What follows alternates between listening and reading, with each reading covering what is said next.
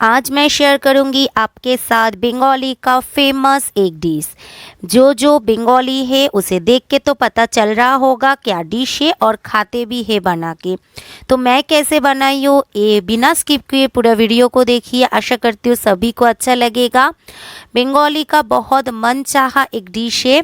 मतलब मछली के दुकान में जाए और ये मछली देखे तो को बिना लेके आए कोई रह नहीं सकता। लेके आएंगे और बना के खाएंगे। ये है इल्शा मछली। तो आपको देख के पता चल रहा होगा। इसको नमक और हल्दी से मैरिनेशन करके रख दी हूँ।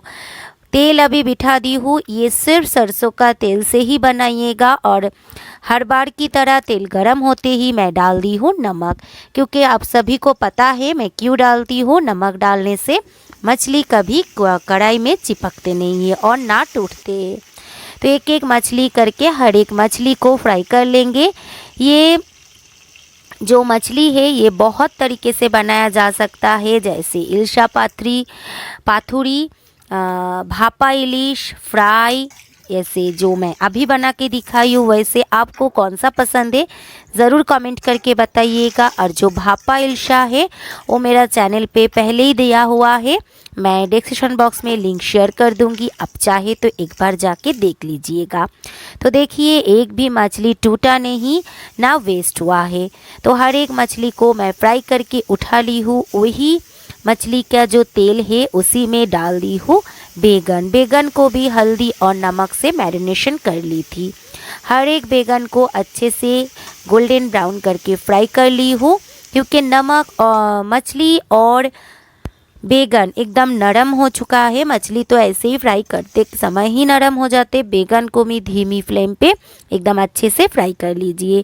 जो तेल बच गया है उसे फेंकिएगा नहीं, क्योंकि उसी तेल में ही थोड़ा सा तेल डाल दीजिएगा, क्योंकि उसी तेल का जो टेस्ट है यही टेस्ट लेके आएगा ये ग्रेवी में।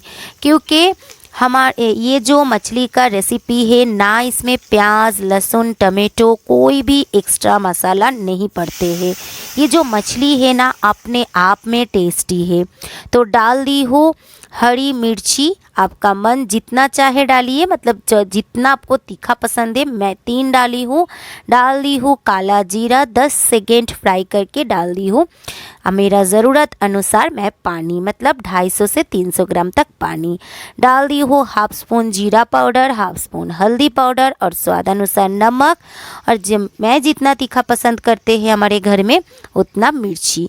तो आप जैसे तीखा पसंद करेंगे आप डाल सकते हैं। डाल दी हूँ एक उबाल आने के बाद मछली और बेगन और मछली दे के 5 से 7 मिनट अच्छे से उबाल आने दूंगी।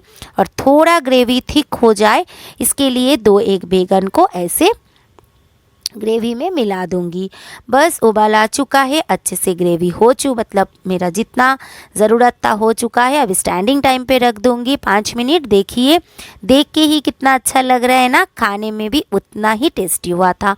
गरम गरम चावल के साथ और कुछ नहीं चाहिए। एक बार बना के देखिए, अगर अच्छा ना लगे तो मेरा कमेंट बॉक्स में आके कमेंट कीजिए, क्योंकि ये मेरा गारंटी है ये बहुत ही टेस्टी होता है, बहुत ही सिंपल होता है बनाना।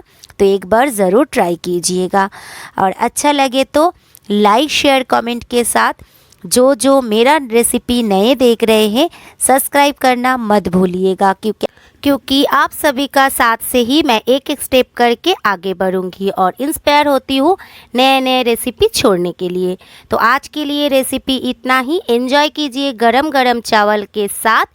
और सभी को थैंक यू फॉर वॉचिंग ये रेसिपी देखने के लिए।